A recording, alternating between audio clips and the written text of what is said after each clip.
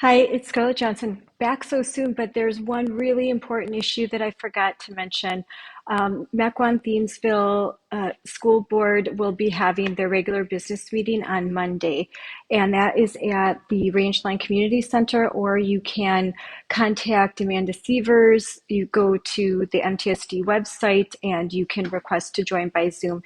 That meeting is going to be important because we are hoping a lot of parents show up to discuss mitigation. And very, while most students will no longer be required to wear a face covering, um, there will be one group of students that still does, and that's 4Kers, and they are the youngest. And I believe that the decision to require that group alone to wear a mask is not one based in science, and I think that it is frankly cruel. And I would like to have enough stakeholders write, email, and show up to just stand up for these little ones so that they can be able to see their friends' faces and see their teachers articulate and make expressions, and that they can watch each other. This is extremely important for their learning, for their future reading, for their phonetic development. I know this very well as I have a child who struggled with speech at that age. And frankly, if she was unable to see faces for almost 2 years when she was in school, I cannot imagine the amount of learning loss that she would have experienced. And we already had to deal with a pretty high level of learning loss, even at her older age. So take it from me, it is really important that these kids, they're able to see faces. And there's a lot of research behind that. I have a lot of that on my website, and if anyone's interested, I can definitely provide more. So I really do. Maybe hi. Oh, that's great, honey. That's really pretty. It's this is just a really this is just an issue coming straight from the heart of a mom.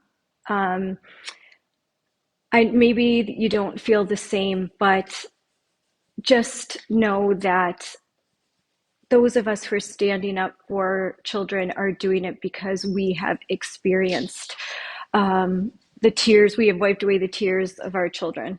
Um, and when we see, even though some of us may have kids that are grown, we remember.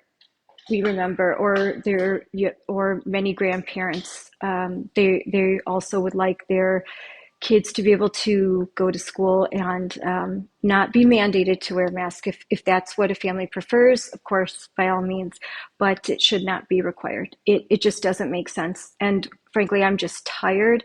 I am sick and tired of top down rules that don't make sense.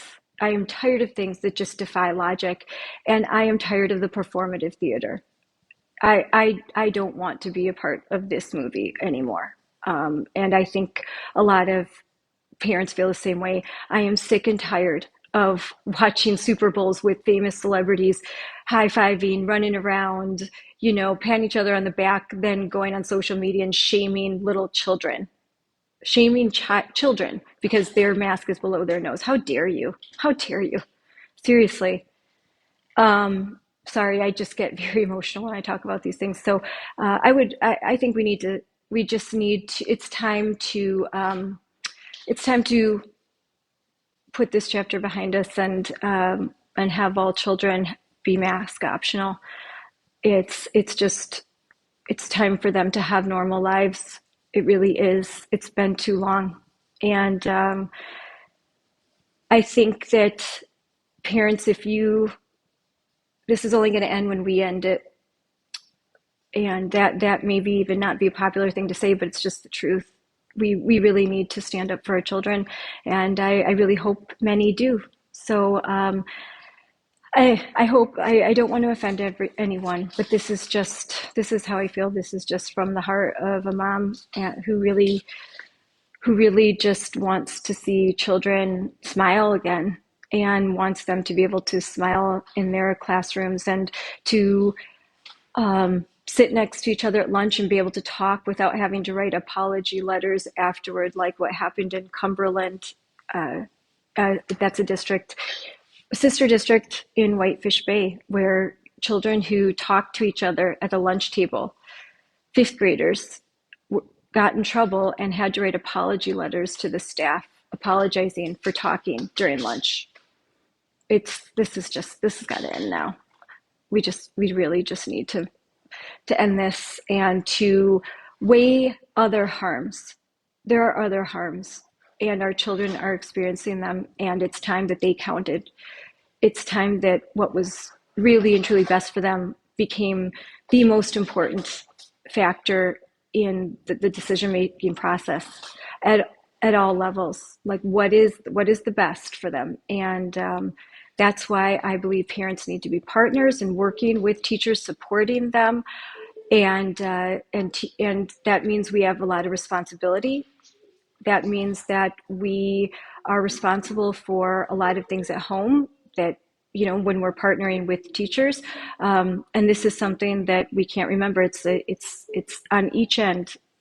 Teachers have a responsibility to students and to parents, and parents also have a responsibility to help teachers the best way they can by reading with kids at home and following up with homework and supporting them if there's disciplinary problems. So this is a two-way street, but I'm heading into a whole nother direction. I just really hoped that I could influence that maybe some parents would write their board members if they're in Mequon, Thiensville, and they would also show up on Monday, 7 o'clock, and talk. It's a public event, and if you are unable to be there, like it happens all the time.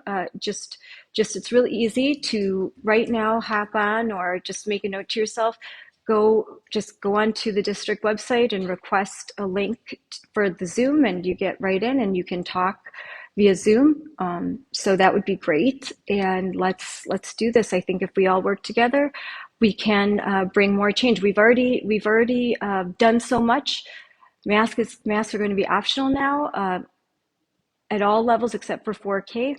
And that is because of a lot of parents have fought tirelessly for over 18 months. And my hats off to so many of you. I'm so proud of all that has been done, and I am so grateful for so much of your support, and I am definitely going to support you as a school board member. I will open door policy, and I want to always be available to stakeholders and listen to all sides, even those who do not agree with me. I'm happy to listen and be respectful and honor your thoughts and your time. I really believe in that, and I really wish that I could have experienced that myself over the last 2 years, and knowing how painful it is to not be heard.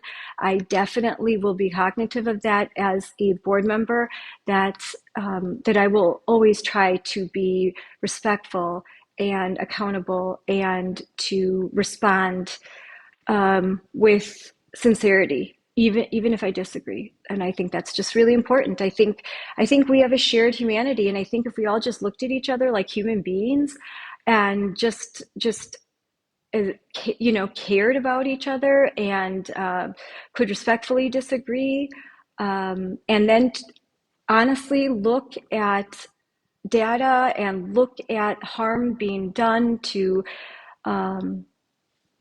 our precious children, and say to ourselves that, this is a bridge too far. We just cannot play politics with our children. We just cannot allow it. We cannot allow it anymore. It has to end.